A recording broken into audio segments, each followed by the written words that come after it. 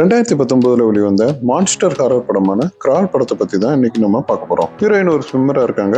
ஒரு நாள் அவங்க சிஸ்டர் கால் பண்ணி அந்த ஏரியால மிகப்பெரிய புயல் வருது, அப்பாவும் போன் எடுக்க மாட்டேங்கிறாரு, நீ போய் என்னன்னு கொஞ்சம் பாரு அப்படின்னு அனுப்பி விடுறாங்க.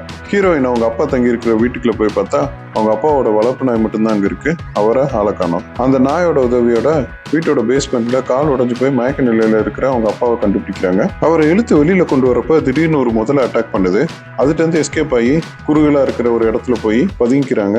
இப்ப முதலைகள்கிட்ட இருந்து தப்பிக்கணும்னா அந்த பேஸ்மெண்ட்டை விட்டு வெளியில வரணும். மழை விடாம பெஞ்சுக்கிட்டே இருப்பதனால பேஸ்மெண்ட்டுக்குள்ள தண்ணி வர ஆரம்பிக்குது.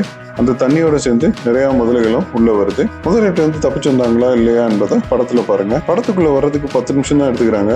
அதுக்கடுத்து லேகே இல்லாம பரபரன்னு போகுது.